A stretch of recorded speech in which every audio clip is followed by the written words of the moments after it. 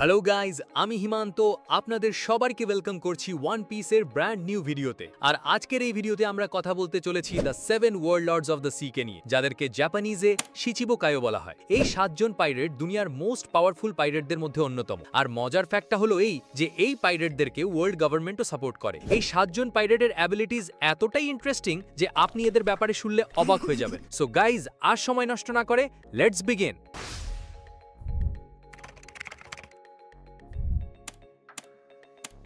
সবার আগে আমরা কথা বলবো যে এই 7 ওয়ারলর্ডস আসলে কি। আমি যখন প্রথমবার ওয়ান পিস দেখা স্টার্ট করেছিলাম, আমিও এই ওয়ারলর্ডসদের নিয়ে খুব কনফিউজড থাকতাম। 7 ওয়ারলর্ডস অফ দ্য সি আসলে 7 জন পাইরেটের একটা গ্রুপ যারা খুবই ইনফেমাস পাইরেটস, আর এরা সবাই ইন্ডিভিজুয়ালি অর্থাৎ একা একা কাজ করে নিজেদের পার্সোনাল প্রফিটের জন্য, যাদের মধ্যে বেশিরভাগই ডেভিল ফ্রুট ইউজ।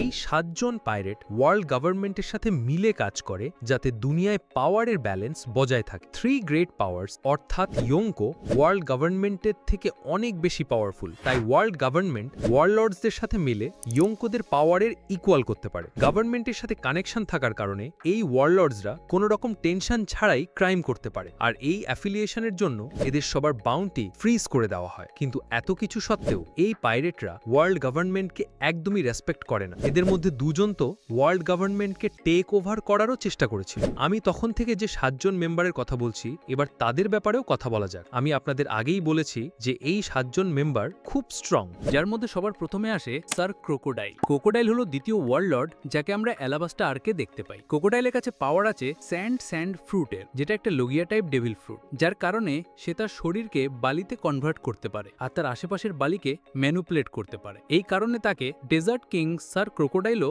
বলা হয়। এছাড়াও ক্রোকোডাইল একজন খুব ইন্টেলিজেন্ট মানুষ, এতটাই যে সে পুরো অ্যালাবাস্টা কিংডমকে একটা সিভিল ওয়ারে নামিয়ে দিয়েছিল, আর অ্যালাবাস্টা আর্কের মেইন ভিলেন ছিল। ক্রোকোডাইলই প্রথম ক্যারেক্টার যে লুফিকে পরাজিত করেছিল। একজন লোগিয়া টাইপ ইউজার হয়, লুফির পাঞ্চ ক্রোকোডাইলকে হিট করতে পারছিল না। ক্রোকোডাইলের মেইন প্ল্যান ছিল যে কোনোভাবে অ্যালাবাস্টা কিংডমের রাজা হওয়া। এর জন্য সে একটি ক্রিমিনাল অর্গানাইজেশন তৈরি করে, যার নাম ছিল বড়োকোয়ার। এই পুরো অর্গানাইজেশন মিলে গোটা কিংডমে আতঙ্ক ছড়ানো শুরু করে দেয়, যার ফলে পুরো কিংডমে সিভিল ওয়ারের মতো পরিস্থিতি তৈরি হয়ে যায়। ক্রোকোডাইলের অধীনে অনেক পাইরেটস কাজ করত, আমাদের রবিনও তাদের মধ্যে একজন ছিল, কিন্তু শেষে লুফি ক্রোকোডাইলকে পরাজিত করে। ক্রোকোডাইলের উইকনেস ছিল জল। বালির শরীর হওয়ার কারণে লুফির ভেজা মুষ্টি ক্রোকোডাইল সহ্য করতে পারেনি। পরাজিত হওয়ার পর ক্রোকোডাইলকে ওয়ার্ল্ড গভর্নমেন্ট অ্যারেস্ট করে নেয়, তাকে ওয়ার্ল্ড লর্ডের পজিশন থেকে সরিয়ে দেয় আর ইম্পেল ডাউনে পৌঁছতে পাঠিয়ে দেয়। কিন্তু পরে আবার লুফির সাহায্যে ক্রোকোডাইল ইম্পেল ডাউন থেকে পালাতে সফল হয়, আর ব্যাটেল অফ ম্যারিনফার্ডের সময় লুফি আর হোয়াইট বিটকেও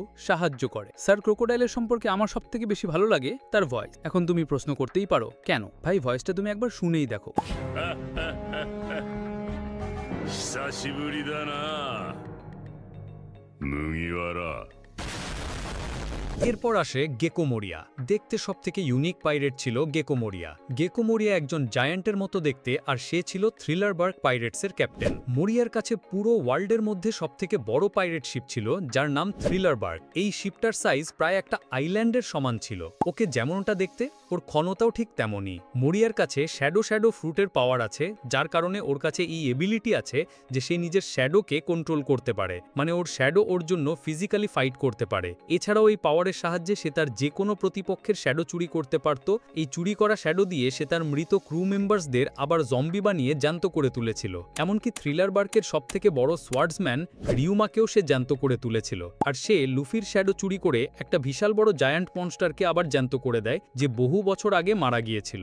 গেকো মোরিয়া ফিজিক্যালিও খুব পাওয়ারফুল ছিল। তার বিশাল বড় শরীর তাকে অনেক ফিজিক্যাল স্ট্রেংথ দেয়, কিন্তু সে সবসময় নিজের শ্যাডোকেই ব্যবহার করে, যার ফলে তার ফিজিক্যাল পাওয়ার উইক হয়ে গেছে। কিন্তু তারপরেও ব্ল্যাকবিয়ার্ড তাকে নিজের ক্রুতে জয়েন হওয়ার অফার দিয়েছে, আর আমরা ব্ল্যাকবিয়ার্ডকে যতটা জানি, সেই যে কোনো মেম্বারকে নিজের ক্রুতে নেয় না। এর পরের ওয়ারলর্ডসের নাম হলো বার্থোলোমিও কুমা। কুমার এন্ট্রি সবথেকে বড় সিক্রেট ক্যারেক্টারের দিক থেকে। এই ক্যারেক্টারের ব্যাপারে কারোরই তেমন কিছু জানা নেই, শুধু এই ফ্যাক্টটা ছাড়া যে ওর সব স্ট্রং গ্রুপের সাথেই কিছু না কিছু সম্পর্ক আছে। কুমা আসলে রেভলিউশনারি আর্মির একজন অফিসার ছিল।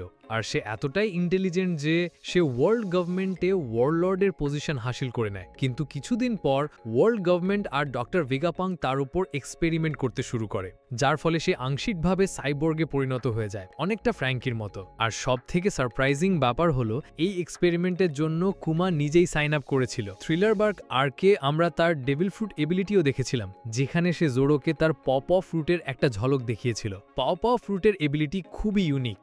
এই নিকিউ নিকিউ নো মি ব্যবহার করে কুমার লিটারালি যে কোনো জিনিসকে রিপেল করতে পারে। একবার সে এইভাবেই লুফির শরীরের সমস্ত ব্যথা যা মরিয়ার সাথে ফাইট করে হয়েছিল তার শরীর থেকে বের করে জোরোকে দিয়ে দেয়, যার কারণে জোরো প্রায় মরতে মরতে বেঁচেছিল। কিন্তু সাবাউডি আর্কিপেলোগোতে কুমা লুফি আর তার ক্রুকে সাহায্য করেছিল এবং টাইম স্কিপের সময় তাদের শিপকেও প্রোটেক্ট করেছিল। ব্যাটেল অফ মারিনফোর্ডের সময় এটা রিভিল হয়েছিল যে কুমা পুরোপুরি সাইবর্গ হয়ে গেছে আর এই প্রসেসে তার হিউম্যান কনসিয়াসনেস মারা গেছে। বর্তমানে কুমা ওয়ার্ল্ড নোবেলসের জন্য স্লেভের কাজ করে। এর পরের ওয়ার্ল্ডের নাম হলো ডন কিহোতে ডোফ্লামিঙ্গো। ওয়ান পিসের অন্যতম আইকনিক ক্যারেক্টার ডোফ্লামিঙ্গো খুব রুথলেস একজন পাইরেট ছিল। সে নিজের ভাই আর বাবাকেও ছাড়েনি। ডোফ্লামিঙ্গো ছোটবেলায় একজন ওয়ার্ল্ড নোবেল ছিল, কিন্তু তার বাবা ওয়ার্ল্ড নোবেলের পজিশন ছেড়ে দেন এবং একটা নর্মাল হিউম্যানের জীবন বাঁচতে শুরু করেন। এমনটা হওয়ায় তার পুরো ফ্যামিলিকে অনেক প্রবলেম ফেস করতে হয়, কারণ কেউই ওয়ার্ল্ড নোবেলসদের পছন্দ করতো না। এই ঘৃণার কারণে ডোফ্লামিঙ্গো তার রাগ নিজের বাবার ওপর বের করে আর তাকে মেরে ফেলে। এমনকি সে নিজের ভাই রোজিনান্টেকেও মেরে ফেলে, কারণ সে ট্রাফালগার লকে সাহায্য করেছিল। অ্যানিমিতে ডোফ্লামিঙ্গো ড্রেস রোজা কান্ট্রিকে রুল করে আর তার অধীনে অনেক পাইরেট কাজ করে। কাইডোর জন্য স্মাইল ডেভিল ফ্রুটও ডোফ্লামিঙ্গোই সাপ্লাই করত, কিন্তু একটা সিক্রেট আন্ডারওয়ার্ল্ড নেম জোকার ব্যবহার করে। ডোফ্লামিঙ্গো নিজের কাজ হাসিল করার জন্য যে কোনো পর্যায়ে যেতে পারে। সে ওয়ার্ল্ড গভর্নমেন্ট ছাড়াও অনেক ইয়ঙ্কোর সাথে হাত মিলিয়েছিল, আর সেটা এই জন্য করেছিল কারণ স্মাইল ম্যানুফ্যাকচার করতে গিয়ে সে যত ক্রাইমই করুক না কেন গভর্নমেন্ট তাকে ইগনোর করবে। সে প্রায় পুরো ড্রেস রোজা কান্ট্রিকে শেষ করে দিয়েছিল শুধু এই কারণে যে সবাই তার সিক্রেট জেনে গিয়েছিল। সে প্রায় ড্রেস রোজার হাফ পপুলেশনকে খেলনাতে কনভার্ট করে দিয়েছিল। ডোফ্লামিঙ্গোর কাছেও ডেভিল ফ্রুট এবিলিটি আছে, যার নাম স্ট্রিং ফ্রুট। এই স্ট্রিং ফ্রুটের সাহায্যে ডোফ্লামিঙ্গো নিজের শরীর থেকে রেজার শার্প স্ট্রিং তৈরি করতে পারে এবং সেগুলোকে কন্ট্রোল করতে পারে। এর সাহায্যে সে যে কোনো মানুষকে নিজের হাতের পুতুলের মতো ব্যবহার করতে পারে। যদি ডোফ্লামিঙ্গোর শরীর আহত হয় তাহলে সে নিজেকে স্ট্রিং এর সাহায্যে কিছু সময়ের মধ্যে ঠিকও করে নিতে পারে। তার স্ট্রিং এতটাই স্ট্রং যে তা মিটিওরাইট পর্যন্ত কেটে ফেলতে পারে। এমনকি হাকে ইউজাররাও ডোফ্লামিঙ্গোর স্ট্রিং থেকে বাঁচতে পারে না। ডোফ্লামিঙ্গোর বার্ড কেজ পুরো ড্রেস রোজাকে কভার করে নিয়েছিল, তাই কেউ তার কেজ থেকে বেরোতে পারছিল না। এমনকি জোরো আর অ্যাডমিরাল ফুজিটোরাও এই স্ট্রিং কাটতে পারেনি যতক্ষণ না লুফি তাকে হারায়। এই কারণে ড্রেস রোজা আর্কের পর তাকে ওয়ার্ল্ডের পজিশন থেকে সরিয়ে দেওয়া হয় এবং অ্যারেস্ট করা হয়। এর পরের ওয়ার্ল্ডের নাম হলো পাইরেট এমপ্রেস বোয়া হ্যানকক। ওয়ান পিসের মোস্ট বিউটিফুল ক্যারেক্টার, এতটাই যে ওকে দেখার পর সবাই ওর সব ভুল ক্ষমা করে দেয়। হ্যানকক হলো কুজা ট্রাইবের রুলার আর সে কুজা পাইরেটসের ক্যাপ্টেন। লাফি তার টাইম স্কিপের সময় এখানেই ট্রেনিং করে। হ্যানককের ওয়ার্ল্ড হওয়ার কোনো ইন্টারেস্ট ছিল না। সে এই পজিশন শুধু এই জন্যই নিয়েছিল যাতে ওয়ার্ল্ড গভর্নমেন্ট তার আইল্যান্ডের বিরুদ্ধে কখনো না যায়। সুন্দর হওয়ার পাশাপাশি সে খুব স্ট্রংও। বাকি ওয়ার্ল্ডসদের মতো হ্যানককের কাছেও ডেভিল ফ্রুট এবিলিটি আছে, যা হলো মেরো মেরো নোমি বা লাভ ফ্রুট। যদি কেউ হ্যানকককে দেখে তার প্রতি লাস্টের ফিলিং রাখে তাহলে হ্যানকক তাকে সঙ্গে সঙ্গে পাথরে পরিণত করতে পারে। এই অ্যাটাক থেকে শুধু কিছুজনই বাঁচতে পারে, যাদের মধ্যে একজন হলো আমাদের লুফি। হ্যানকক যখন ছোট ছিল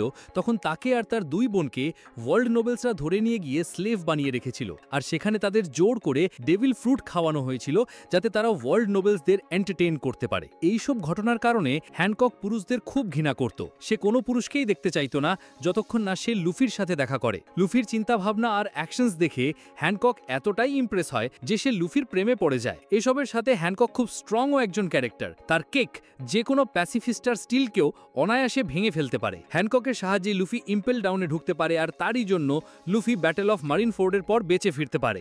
এর পরের ওয়ার্ল্ডের নাম হলো knight of the sea, Jinbe, আমাদের মৎস্যপুরু। মজা করল। Jinbe original warlords of the sea এর লাস্ট মেম্বার ছিল। ফিশার টাইগারের মৃত্যুর পর জিনবে সান পাইরেটস এর ক্যাপ্টেনের পজিশন নেয়, আর কিছুদিন পর সে ওয়ার্ল্ডের পজিশনও নেয়। ওয়ার্ল্ডের পজিশন সে এই জন্যই নিয়েছিল যাতে তার ফিশম্যান আইল্যান্ড সুরক্ষিত থাকে। আসলে ফিশম্যান আর মানুষদের মধ্যে সম্পর্ক খুব খারাপ, এই কারণে ফিশম্যানদের বাইরের পাইরেটদের থেকে অনেক বিপদের আশঙ্কা ছিল।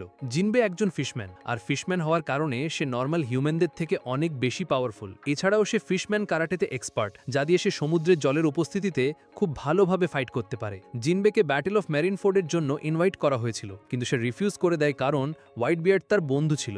এই কারণে তাকে ওয়ারলর্ডের পজিশন থেকে সরিয়ে দেওয়া হয় এবং জিনবেকে অ্যারেস্ট করে ইম্পেল ডাউনে বন্ধ করে দেওয়া হয়, যেখানে তার সাথে এস এর এসের দেখা হয়। এস জিনবেকে রিকোয়েস্ট করে যে তার মৃত্যুর পর সে যেন লুফির খেয়াল রাখে, আর এসের মৃত্যুর পরই জিনবে প্রথমবার লুফির সাথে দেখা করে। এখানে সে লুফিকে এসকে বাঁচানোর জন্য একটি সাবমেরিন পর্যন্ত নিয়ে যায়। জিনবে লুফিকে অনেকবার সাহায্য করেছে, সে তাকে মেরিনফোর্ড থেকে বাঁচিয়ে বের করেছে এবং বিগ মামের থেকেও পালাতে সাহায্য করেছে। ওয়ারলর্ডের পজিশন ছাড়ার পর সে বিগ মামের অধীনে কাজ করা শুরু করে যাতে সে ফিশম্যান আইল্যান্ডকে সুরক্ষিত রাখতে পারে। কিন্তু হোল কেক আইল্যান্ড আর্কের পর সে ডিসাইড করে যে সে লুফির ক্রু জয়েন করবে, আর ওয়ানো আর্কে সেটাই হয়। Last but not list, number 7, ড্র্যাকিউল মিহক। মিহক হলো ওয়ান পিসের স্ট্রংগেস্ট সোর্ডসম্যান ইন দ্য ওয়ার্ল্ড। এতটাই স্ট্রং যে তার জন্য পুরো ম্যারিনফোর্ডকে দুটুকরো করে দেওয়া শুধু বাঁ হাতের খেলা। মিহক শ্যাংসের রাইভাল ছিল, আর তারা দুজনে ফাইট করত এটা দেখার জন্য যে কে বেশি স্ট্রং সোর্ডসম্যান। কিন্তু যখন শ্যাংস লুফিকে বাঁচাতে গিয়ে নিজের একটা হাত হারিয়ে ফেলে, তখন মিহক ডিসাইড করে যে সে আর শ্যাংসের সাথে ফাইট করবে না। মিহককে আমরা প্রথম বারেটি আর্কে দেখেছিলাম, যেখানে সে জোরোর 3 সোয়ার্ড স্টাইলকে শুধুমাত্র একটা চাকু দিয়ে হারিয়ে দিয়েছিল, আর সেই চাকু তার মেইন সোয়ার্ড ইয়োরুর সামনে কিছুই ছিল না। মিহকের অরিজিনাল সোয়ার্ড ইয়োরু হলো পুরো অ্যানিমের স্ট্রংগেস্ট সোয়ার্ড, যা হাকিতে আবৃত থাকে। এই সোয়ার্ডের সাহায্যে এমন কিছুই নেই যা মিহক কাটতে পারে না। বাকি ওয়ারলর্ডসদের মতো মিহকের নিজের কোনো ক্রিউ নেই, সে বেশিরভাগ সময়ই একা ট্রাভেল করে, তাও আবার একটা কফিনের মতো ছোট্ট একটা বোটে। ওর কাছে কোনো ডেভিল ফ্রুটও নেই, আর তার দরকারও পড়ে না। সে ব্যাটেল অফ ম্যারিনফোর্ডে পার্টিসিপেট করেছিল, যেখানে সে হোয়াইট বিয়ার্ডের অনেক স্ট্রং সোর্ডসম্যানদের সাথে ফাইট করেছিল। কিন্তু শ্যাংস আসার পর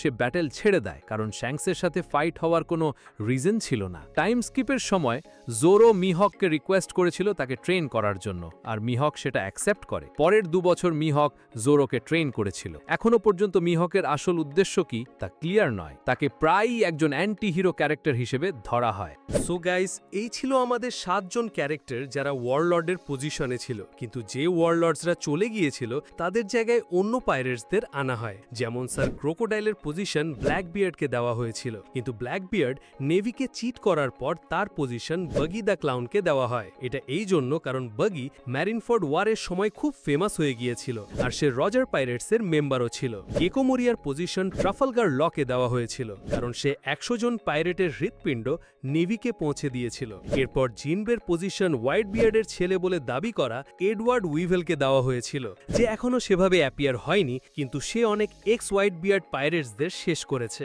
ড্রেসরোসা আর্কের পর অ্যাডমিরাল ফুজিতরা ওয়ার্ল্ড গভর্নমেন্টকে রিকোয়েস্ট করেছিল যে তার মতে 7 ওয়ারলর্ড সিস্টেম একদমই ঠিক নয়, আর এই সিস্টেম বন্ধ করে দেওয়া উচিত। আর রেভারি আর্কের পর হয়তো এটাই ডিসাইড হয়েছে। এরপর 7 ওয়ারলর্ড সিস্টেম বর্তমানে বন্ধ হয়ে গেছে, কিন্তু তবুও এই সব মেম্বার্সরা খুব পাওয়ারফুল ছিল। এদের সবার কাছে এমন ইউনিক অ্যাবিলিটিস ছিল যে বেশিরভাগ ক্যারেক্টারই এদের আশেপাশেও আসতে পারত না। এখন অ্যানিমেতে এটা দেখা বাকি যে এই ওয়ারলর্ডসদের ভবিষ্যতে কি হবে, কারণ এদের মধ্যে বেশিরভাগেরই ওয়ান পিসের সাথে কোনো সম্পর্ক নেই। সবাই নিজে নিজের পার্সোনাল প্রফিটের জন্য ওয়ারলর্ড হয়েছিল, আর এখন যখন তাদের কাছে গভর্নমেন্টের সাপোর্ট নেই, তখন এই 7 জনের নেক্সট স্টেপ কি হবে, এই জিনিসটার অপেক্ষা আমি অনেক দিন ধরে করছি। তো এই ছিল আমার video the 7 warlords of the sea এর উপর। আশা করি আপনাদের এই ভিডিওটা ভালো লেগেছে। যদি আপনাদের এই ভিডিও ভালো লেগে থাকে তাহলে প্লিজ ভিডিওটাকে লাইক করুন, ভালো না লাগলেও লাইক করে দিন, কমেন্ট করে জানান আপনার ফেভারিট ওয়ারলর্ডকে, শেয়ার করুন এই ভিডিওটা তাদের সাথে যারা ওয়ান পিসের ফ্যান। এরকম আরো অনেক অ্যানিমে কন্টেন্টের জন্য আমাদের চ্যানেল হিমান্ত সেনপাইকে সাবস্ক্রাইব করতে ভুলবেন না, আর বেল আইকনটা অবশ্যই প্রেস করে দেবেন যাতে আপনারা আমাদের আপডেটসে নোটিফাইড থাকেন।